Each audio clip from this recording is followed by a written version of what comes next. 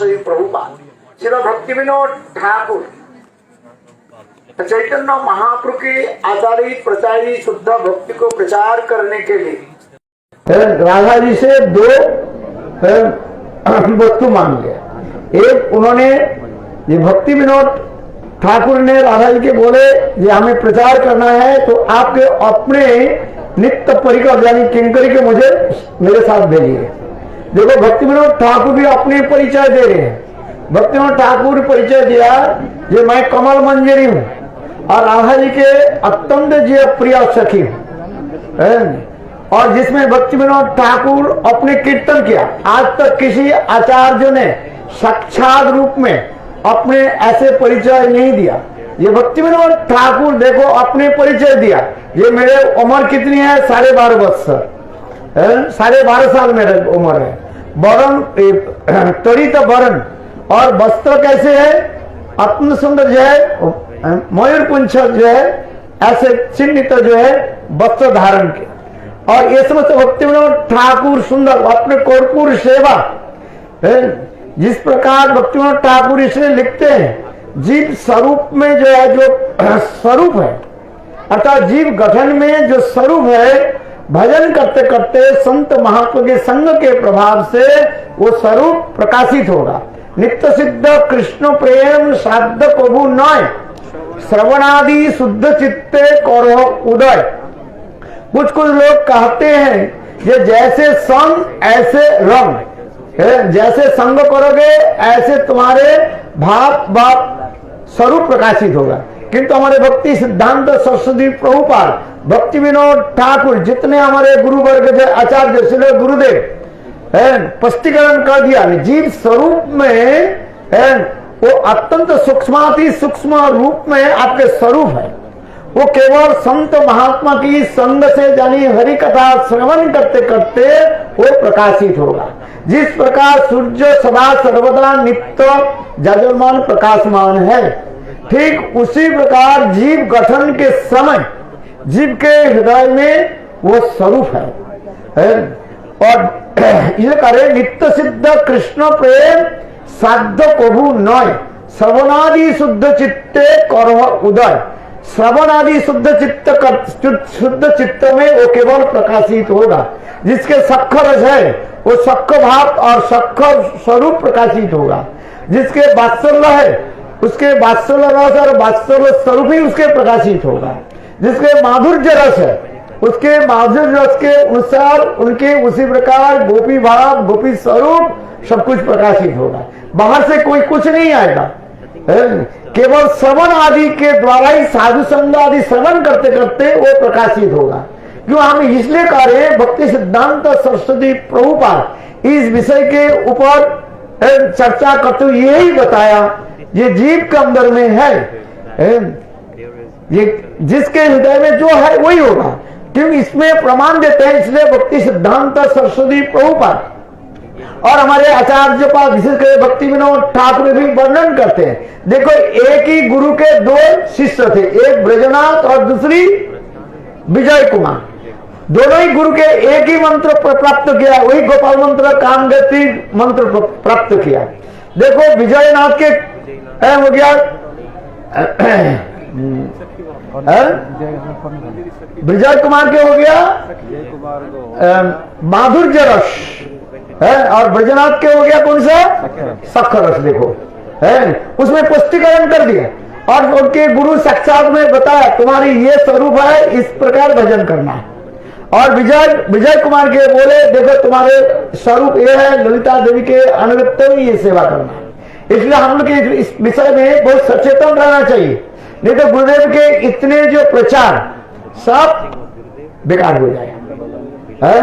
हम इसके दृढ़ जिससे देखो हमारे गुरुदेव की जो मनोविष्ट स्थापित किया वास्तव रूप में देखा जिससे हमारे श्यामरानी दीदी जो ग्रंथ जिन्हें प्रकाश किया दीप का जो है सिद्ध स्वरूप के परिचय के रूप में ग्रंथ के नाम है दी स्वरूप ऑफ द जीवर्स। उसके पुस्तक जितने हमारे आचार्य जो लोग हैं भक्तिवेदांत प्रभुपाद से लेकर सभी आचार्य की उन्होंने कोट किया और सभी को दिया इसके तरफ से अच्छे तरह से रख ले। बहुत लोग अलग करके कुछ प्रचार करते हैं, गुरुदेव के विचार और हमारे पूर्व आचार्य के विचार के लेकर चले, केवल पांडित्य के द्वारा वो वस्तु स्थापित कर रहे। न्यायात्मा प्रवचन लभ्यो न मेधे न बहुना सुतेन जमे वैसे विनुते तेन लभ्यो तस्यात्मा विवृते तनुसाम। भगवत कृपा और भक्त कृपा के अनुसार उनकी इच्छा से ये समस्त सिद्धांत अपने हृदय में प्रकाशित होगा। ये भजन करते करते होगा, जैसे हमारे गुरुवर्ग दे करके गए हैं, इसके विचार करना पड़ेगा। नहीं तो लोग, अनेक लोग उल्टी सीधी आदि करके शास्त्र तो सिद्धांत भी दिखा देता है। इसलिए शास्त्र भी इसमें कहा गया, देखो एक कोई भी व्यक्ति भी शास्त्र भी कोट कर सकते हैं, किंतु उसके तात्पर्य क्या है, उसके तात्पर्य हमें समझना चाहिए। इसलिए भक्ति सिद्धांत सरस्वती प्रभुपाद जगत में ये हमारे सिद्धांत दे करके आ रहे हैं। हम प्रभुपाद के पास आए हैं, इसलिए भजन कुटीर जो है हम आए हैं, प्रभुपाद हमके हृदय में ये समस्त विचार आदि को हृदय में प्रकाशित करें। विशेष करके आप लोगों ने श्रवण किया, ये आलारनाथ के बारे में आप लोगों ने श्रवण किया। वास्तव इसके नाम है अलवरनाथ है। ये 12 सूर्य यानी देव सूर्य कहा जाता है। जिस प्रकार हम लोग गुरु मानते हैं, उसी प्रकार दक्षिण देश में, साउथ इंडिया में उनकी भाषा के अनुसार कहा जाता है देव सूर्य कहा जाता है, जिसके अलवरनाथ कहा जाता है, अलवर कहा जाता है। अलवर शब्द के अर्थ होता है के बोले उनकी महापुरुष कहा जाता है। जैसे हम लोग गुरुदेव के महापुरुष कहते हैं, अथवा गुरुदेव के कृष्ण भगवान के नित्य प्रियजन कहते हैं, उसी प्रकार अलवर उनके नाथ, उनके सेवक कौन है, गुरुपाद पद्म कहते हैं। इसलिए 12 उनकी जो 12 ना 12 जो है अलवर हुए, और ये समस्त आदि प्रचार आदि किया वास्तव रूप में।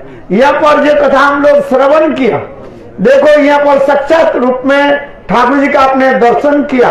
जो उनके 3 जगह में जो वो फोकला पड़ गया, देखे होंगे आप लोग, अंदर में जो लोग गए देखे होंगे, जो कैसे देखो फोकला कैसे पड़ गया। इसमें भी भक्ति रसामृत सिंधु ग्रंथ में भी इसके वर्णन है। ये देखो 2 प्रकार के भजन होता है, सेवा होती है। एक साक्षात रूप में सेवा आदि होते हैं, दूसरी मानसिक सेवा भी कहा जाता है। मानसिक सेवा जो है ये कोई कम नहीं है। मानसिक सेवा जो है, जैसे उदाहरण दे रहे हैं, एक बहुत ये था, क्या बोले, कंजूस व्यक्ति था। वो कोई पैसा खर्च नहीं करता था। वो एक कोई संत महात्मा के सभा में गए और जाकर के कथा आदि श्रवण किया। श्रवण करके उनके मन में विचार हुई जे मैं ठाकुर जी के सेवा करूं। तो उससे संत महात्मा का आस्के बोले, ये महाराज ऐसे कोई उपाय बताइए, मैं एक पैसा खर्च नहीं करूं तो ठाकुर जी के सेवा में। संत महात्मा बोले ठीक है, एक काम करो, बाजार से चित्रपट लेकर के आओ और चित्रपट लेकर के उसको तुम सेवा करो। बोले चित्रपट लाने तो पैसा लगेगी नहीं लगेगा? बोले मैं ये चाहता हूं एक पैसा खर्च नहीं करो। कंजूस लोग होते हैं ना, एक पैसा खाते भी नहीं और दूसरे के भी खिलाते नहीं है। जो कंजूस होते हैं ना, वो ना खाते हैं ना दूसरे की खिलाते हैं, सारे पैसा इकट्ठा करके रखते हैं और फिर दूसरी आकर के ले करके चले जाते हैं। जिस प्रकार भागवत में उदाहरण देता है मधुमक्खी जिस प्रकार जो है, देखो शहद को इकट्ठा कर लेता है, सारे फूलों से जो है शहद को इकट्ठा करके वो ये बनाते हैं, क्या बोले, छत्ता बनाते हैं। सोचते हैं बरसात के समय हम खाएंगे, किंतु देखो रिछ भल्लू आकर के क्या करते हैं, उससे सारे लेकर के निकाल करके चले जाते हैं, उसको साथ में उसको भी मार जाते हैं। इसलिए कंजूस व्यक्ति जो है न खाते हैं और न दूसरे के खिलाते हैं, पर वो खाते हैं जो खाता है, और जो खाता नहीं है दूसरे के खिलाएंगे क्या? जो दुबले पतले व्यक्ति होता है वो तो खाता ही नहीं है, वो दूसरे के खिलाएंगे क्या? इसलिए देखो जो खाता है अच्छी तरह से खाता है, वो अच्छी तरह से दूसरे के खिलाते हैं। जो करेंगे एक पैसा भी खर्च नहीं करेंगे। तो बोले ठीक है, एक काम करो, आप मनी मान ठाकुर जी के जब दर्शन किए ना, वो मनमान ठाकुर जी के दर्शन करके उसके भोग लगाओ। तो बचने लगे क्या से भोग लगाए? बोले बोले एक काम करना, तुम आंख बंद करके ठाकुर जी के स्नान कराना और इसके बाद वस्त्र पहनाना, इसके बाद उनके भोग लगाना और अच्छी तरह से करना। ठीक है, देखो हम ये नहीं कर रहे, कुत्ते रसामृत सिंधु में मानसिक सेवा की इतने महत्व भी दे रहे हैं। कोई भी अर्चन करने के लिए जाए, भूत शुद्धि के बाद मानसिक सेवा है, शुद्ध चित्त में मानसिक सेवा भी करना चाहिए। देखो वो आंख बंद करके ठाकुर जी के जो है मन ही मन चिंतन करने लगे। चिंतन करते करते ठाकुर जी के सुंदर भोग एक क्या बोले सेवा किया, उनके अच्छी तरह से स्नाया, 7 समुद्र की जल लेकर के आए, जितने तीर्थ स्थल की जल लेकर के उनको स्नान करे। जाना नहीं पड़ता है ना, गंगोत्री जमुनोत्री जब में पैसा लगता है ना, इसलिए मणिमोहन बहुत सारा गंगोत्री जमुनोत्री से पानी लेकर के गंगा जमुना सरस्वती कावेरी नर्मदा जितने तीर्थ स्थल है समस्त तीर्थ स्थल से लेकर के पानी लेकर के ठाकुर जी के स्नान करा दिया। ठाकुर जी के स्नान कराने के बाद उनकी अच्छी तरह से वस्त्र भी पहना, पैसा 1 पैसा खर्च नहीं किया, याद रखना। आप लोग तो ठाकुर जी के लिए वस्त्र अच्छे वस्त्र खरीद करके ले जाते कि नहीं जाते हो? लुई बाजार से कितने अच्छे वस्त्र खरीद करके ले जाते हो, किंतु वो मानीमान सुंदर सुंदर वस्त्र लेकर के पहना ठाकुर जी की अच्छी तरह से पहना मानीमान। देखो इसके बाद क्या कि ठाकुर जी के भोग लगाए। ठाकुर जी के भोग लगाने के विचार करने लगे, अरे सब ठाकुर जी तो भोग लगाया, ठाकुर जी के सबसे प्रिय भोग क्या है जानते हैं? बोलो खीर है, खीर भोग है।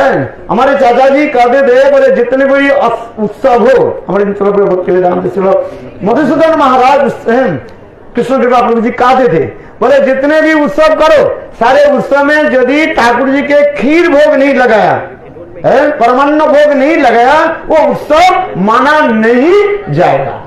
तो उन्होंने विचार करने लगे, ठाकुर जी तो सब भोग तैयार कर दिया, देखो मानी मन सब भोग कर दिया, जितने प्रकार के मिठाइया से लेकर के लड्डू कचौड़ी से लेकर के सब प्रकार के भोग लगाया और भोग लगा करके वाणी विचार करने लगे। इतने समय के मन में याद आ गया, अरे मैं तो ठाकुर जी के लिए परमान्न तो तैयार नहीं किया। देखो मानी मान ठाकुर जी के परमान्न तैयार किया, खीर तैयार की, और खीर जो है भोग लगाना था समय और ठाकुर जी के भोग लगाना था। इतने समय विचार करने लगे, ठाकुर जी के भोग लगाना है ना कि ममता से भोग करना, ममता से ठाकुर जी के भोग लगाना है। ममता क्या है? ये ठंडी है कि गर्मी है? देखो एक माँ अपने बच्चा की भी जो है दूध पिलाती है ना, वो दूध के देख लेती है इसमें ज्यादा चीनी नहीं हो गया अथवा ये ज्यादा गर्म हो गया कि ज्यादा ठंडी हो गया। ऐसे नहीं ठाकुर जी के सामने दे दे। देखो इसमें भी शिक्षा है, ठाकुर जी के जो भोग लगे ना उसमें ज्यादा गर्म भी ज्यादा ठंडी होना नहीं चाहिए या ज्यादा गर्म भी होनी नहीं चाहिए, क्योंकि तुलसी पत्ता हम लोग डाल देते हैं, उसमें अपराध हो जाता है, क्योंकि ज्यादा गर्म हो ना और उसमें तुलसी पत्ता क्या होता है, उसमें तुलसी पत्ता में कष्ट होता है, इसलिए ठाकुर जी भोग नहीं लगता है। इसलिए देखो उन्होंने क्या कि मन विचार करने लगे, ये परमाणु तो मैंने तैयार कर दिया, इस परमाणु के ज्यादा गर्म है कि नहीं है देखता है। ऐसे जो अपने उंगली के जो है लगाए, देखो उस उंगली लगा जब लगा ना उनके उंगली क्या हो गया, पपला पड़ गया है। और इसको देख के वैकुंठ में स्वयं भगवान देख करके आश्चर्य हो गया। और देखते देखते लक्ष्मी देवी उस समय भगवान हंसने लगे, पर लक्ष्मी देवी कहने लगी, ये नाथ आप क्यों हंस रहे क्यों? देखो मेरा एक भक्त जो है मुझे भोग लगाने के लिए ये खीर प्रस्तुत करके वो दिया, और वो गर्म किया है ठंडा है देखा, बोले तो मानसिक में दिया, वो लग के बोले हाँ जी। बोले देखो मैं ठाकुर जी के जो भोग लगाए ना, बोले देखो मैं तो भी चख लिया था, देखो ठाकुर जी के यहाँ पर आप देखोगे ना, यहाँ पर उनके होठों पर यहाँ पर भी जल गया। आप देखोगे ठाकुर जी ऐसे विग्रह कहीं नहीं मिलेगा, बिल्कुल एक आपके कभी जीवन में थोड़ा दीदी कुछ पड़ जाए, तेल अथवा गर्म कोई वस्तु पड़ जाए, जैसे जल जाता है, जल जाने के बाद अनेकों दिन तक वो चामड़ा जो है कैसे रहता है, सिकुड़ करके रहता है, स्क्रीन होकर के रहता है, स्क्रीन संक होकर रहता है।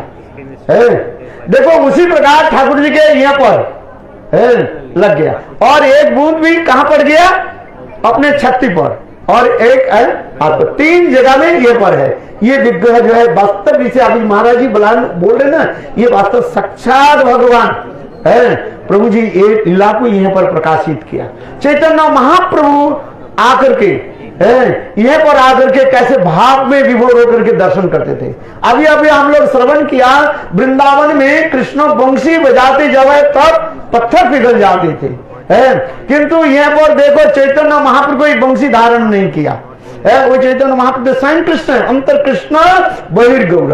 ये चैतन्य महाप्रभु यही आलालनाथ के पास आकर के विरह में जब तड़पते थे और यहाँ पर आके जब प्रणाम करते थे, तो अब उस समय वो पत्थर पिघल गया। किंतु वास्तव में आप लोग ने जो पत्थर को दर्शन किया, ये पत्थर पहले ये मंदिर के गर्भ मंदिर के पास ही था वो, फिर जनता की भीड़ होने के नाते ये पत्थर के जो है यहाँ पर रखा गया। आप लोगों ने दर्शन किया, उसमें चैतन्य महाप्रभु के अष्ट अंग की चिन्ह उसमें है। क्यों हम ठाकुर जी के कैसे प्रणाम करते हैं?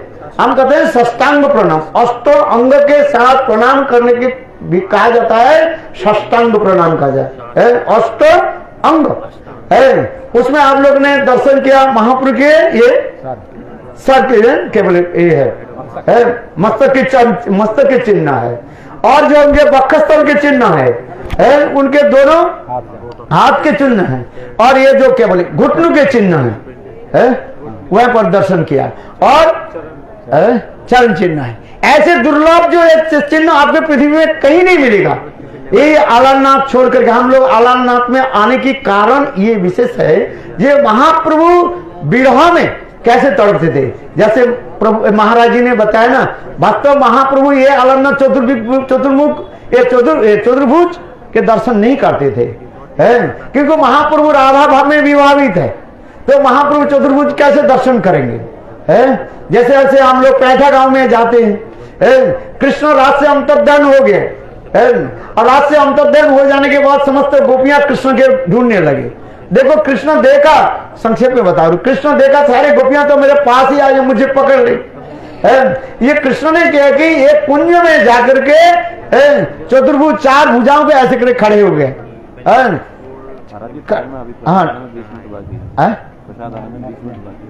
ये चतुर्भुज ये 4 जो है करके खड़े हो गए, और सारे गोपियां ढूंढते ढूंढते ढूंढते देखो वहां पर आ गई, और सारे गोपियां कहते ये हमारे प्राण प्रियतम कृष्ण नहीं है, कहते हैं ये एक नारायण है, हमें एक कृपा करे, हमें अपने प्राण प्रियतम गोविंद के दर्शन गोविंद के साथ मिला दो।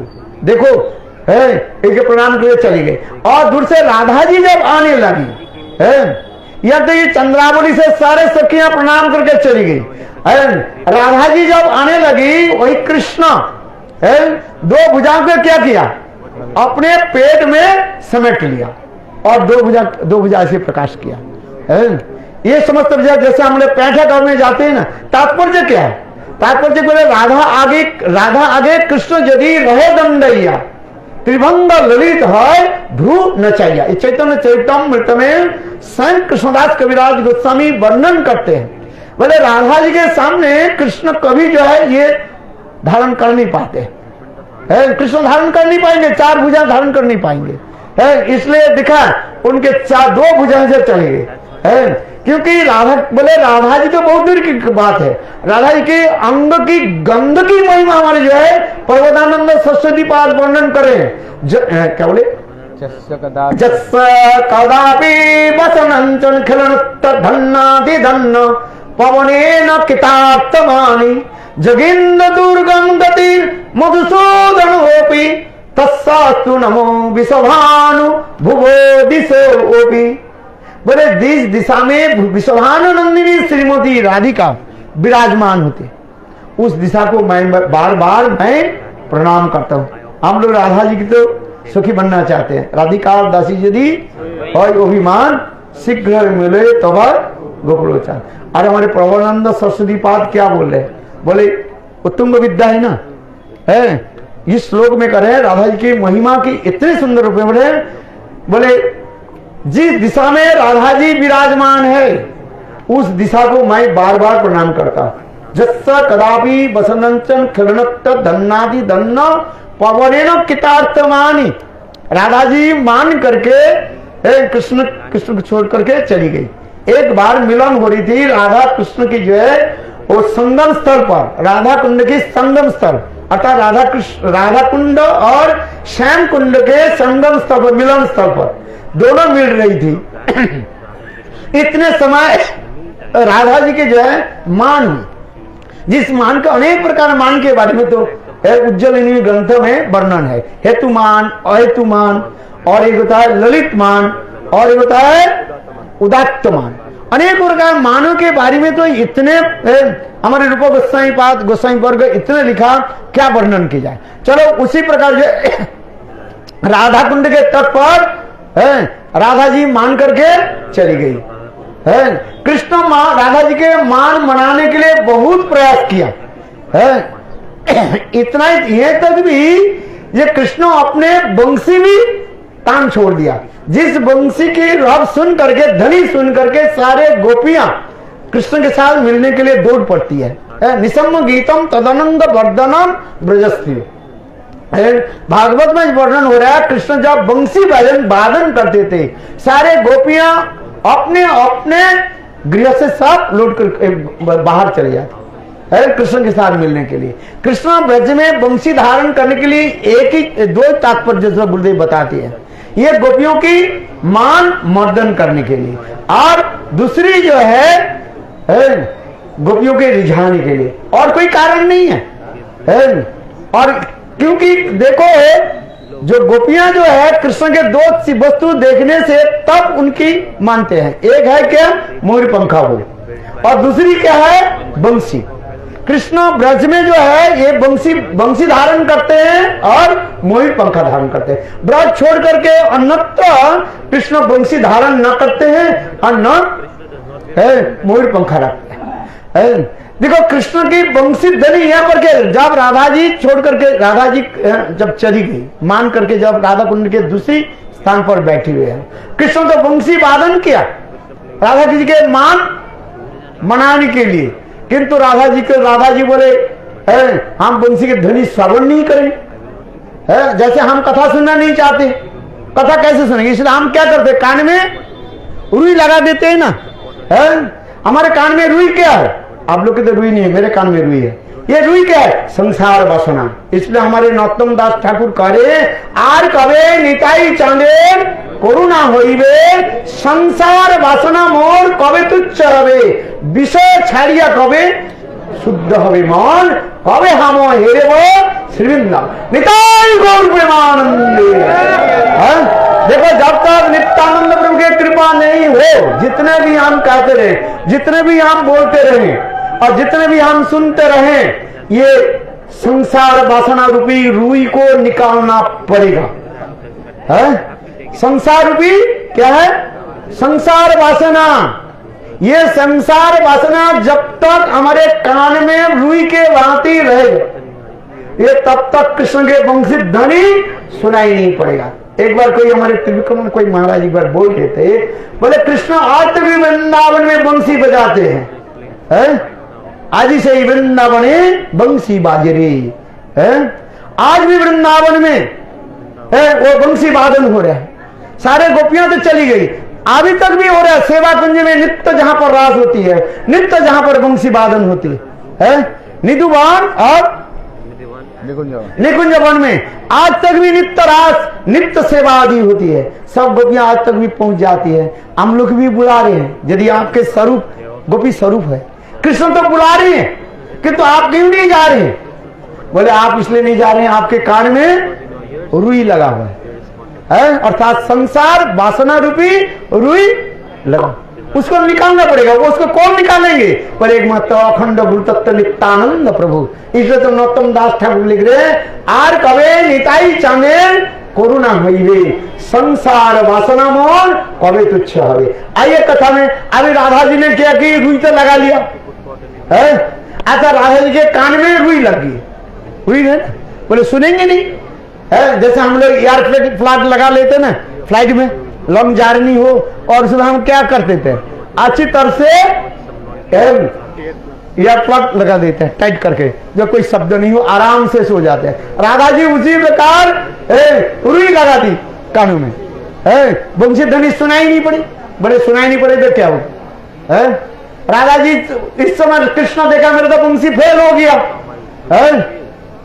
बंसी फेल हो गई, बंसी ध्वनि फेल हो गया। उस समय राधा जी विचार, कृष्ण विचार करने, राधा जी की जो मान नहीं माना जाए, अतः मान यदि भंग नहीं हो, उनके मिलन कैसे होगा। तो उस समय हमारे रघुनाथ दास गोस्वामी एक श्लोक में लिखते हैं, क्या श्लोक है? अरे रघुनाथ दास में श्लोक अरे ब्रज की जो महिमा, जत किंचित गोष्ठे संस्थित सर्वानंद मुकुंद दयितं लीलानुकूलं परम शास्त्रेर वस्फुटनते निश्चिंतं जानचा ब्रह्मादि सस्प्रियेण मदीयं तया वंदते।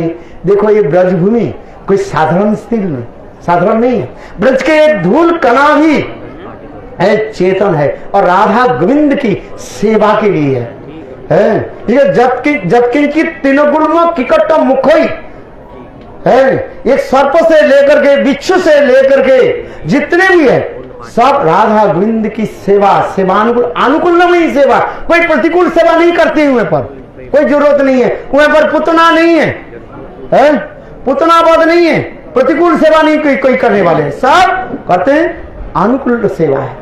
देखो कृष्ण ने क्या की, राधा जी को मान मनाने के लिए और कान में रुई निकालने के लिए एक विचार करने लगे हुए, बोले राधा जी की के मान कैसे भंग हो, इसलिए कृष्ण ने क्या की, जोग माया मुपाश्रितम, जोग माया के उन्होंने स्मरण किया।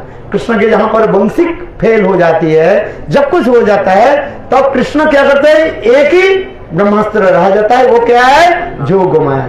उस समय जोग माया ने क्या की, एक विशाल कृष्ण सर्प के रूप धारण किया है, कृष्ण सर्प रूप धारण किया, और कृष्ण सर्प धारण करके ब्लैक सर्प, और ऐसे हिस करते हुए राधा जी की तरफ आने लगे। ब्रज के जो रास्ता जो होता है जिसके पगडंडी कहा जाता है, एक तरफ ये दोनों तरफ जो है कांटे के झाड़ी है, कांटे की झाड़ी है, और राधा जी जो जिस तरफ जा रही है उसके सामने है वो विशाल जो है कृष्ण सर्प है, सांप जो है ऐसे फन फन फन फन ऐसे उड़ाते हुए राधा जी की तरफ आने लगे। राधा जी क्या देखा, दाएं भी नहीं जा सकते, बाएं भी नहीं जा सकते। उस समय राधा जी ने क्या की, कृष्ण कृष्ण महाबाहु ऐसे करके कृष्ण के आकर के आलिंगन किया। इसी प्रकार राधा कृष्ण के मिलन हुआ। ये समस्त जो है, ये समस्त लीला आदि ये समस्त महाप्रभु स्मरण करते थे। हम इस लीला के इसलिए कार्य है, इस यहाँ पर महाप्रभु जो दर्शन जो किया, अलारनाथ को दर्शन किया है, वास्तव ये महाप्रभु ये समस्त लीला आदि को स्मरण करके है मूर्छित हो जाते। महाप्रभु मूर्छित होने के कारण क्या है, जब आप लोग ने श्रवण किया अनवसर काल अर्थात जगन्नाथ जी जब 14 दिन के लिए दर्शन नहीं देते थे, जब जगन्नाथ जी के क्या हो गया, बुखार चढ़ गया है, ज्यादा भक्त लोग स्नान कराया, और स्नान यात्रा के बाद ही स्नान पूर्णिमा से लेकर के 14 दिन तक जगन्नाथ अनवसर काल रहे है, मंदिर के पट नहीं खोला जाता था। उस समय चैतन्य महाप्रभु यहीं पर आकर ही अलारनाथ यहीं पर आकर के महाप्रभु है भाव विभेद करके ये समस्त लीला के स्मरण करते थे। ऐसा लीला स्मरण करके महाप्रभु जब प्रणाम आदि करते थे और ये पत्थर पिघल गया। ये समय दिव्य स्थान का आपने दर्शन किया। ये जो है वास्तव रूप में ये अपूर्व स्थान है। हमारे गोस्वामी वर्ग की बात आने के तात्पर्य क्या है, लीला स्मरण करने के लिए। वैष्णव संघ में साधु संघ में आने की एक ही तात्पर्य है, इस लीला को हम स्मरण करें, लीलास्थली में जाकर के उसे प्रणाम करें, लीलास्थली में जाकर के भक्त के साथ बैठ करके कथा आदि श्रवण करें। हाँ, यदि हम लोग ये सब कथा श्रवण नहीं किया, केवल चले गए दर्शन करके, दर्शन तो होता है, एक तो दर्शन तो होता ही नहीं है, आंखों के द्वारा दर्शन होता है। आप बताओ, भक्ति सिद्धांत प्रभुपाद कहते हैं बोले चोखे द्वारा भगवत दर्शन है ना कान व्यतीत। उसमें लिखा देवानंद गुरुमन ने स्पष्ट करके लिखा है, आप लोग ने बंगला भाषा में देखा है। केवल आंखों के द्वारा हम क्या दर्शन करेंगे? पत्थर दर्शन करेंगे है? किंतु वास्तव में दर्शन किससे होना चाहिए? किसके द्वारा? कान के द्वारा। इसलिए भक्ति सिद्धांत सरस्वती प्रभुपाद हमारे जितने भी गुरु वर्ग सब भक्त लोग के लेकर के आते थे और इस समस्त कथा आदि श्रवण कराते थे और इसलिए विशेष करके महाप्रभु के जो समस्त भाव कैसे विप्रलंब जो भाव जो है, कल मैंने बताया जो गौरगोविंद गोस्वामी महाराज ये कहते हैं जगन्नाथपुरी में आने के विशेष हमारे सार्थक होता है, एक ही साथ में दो विप्रलंब विग्रह के हम दर्शन करते हैं। एक राधा विरह विदुर कृष्ण और कृष्ण विरह विदुर राधा, ये दोनों के हम दर्शन करते हैं। किस प्रकार ये भाव कैसे है? चैतन्य महाप्रभु जब जगन्नाथ जी के सामने जब नृत्य करते थे वृंदावन में रासस्थली में, जैसे सखियां अपने अपने कला को वर्णन करते थे, माने दर्शन कराते थे। देखो ये ग्रंथ है राधा हृदय ब्रह्मांड पुराण आदि ग्रंथ में और अनेकों ग्रंथों में मतलब सखियां जो है अपने अपने नित्य गीत आदि के द्वारा कृष्ण के रिझाते हैं। राजलीला के बारे में आपके समझना है वो हमारे गोस्वामी वर्ग के ग्रंथ पढ़े, विशेष करके विश्वनाथ चक्रवर्ती पाद के एक सुंदर ग्रंथ है अद्भुत उद्भट रासलीला। बोले अनेक रासलीला के नाम आपने श्रवण किया, इस जितने परिमाण अच्छी रूप में श्रवण होगा उसके उतना ही परिमाण कीर्तन होगा और जिसके अच्छी तरह से कीर्तन जितने सुंदर होगा और उतना ही उनके स्मरण होगा।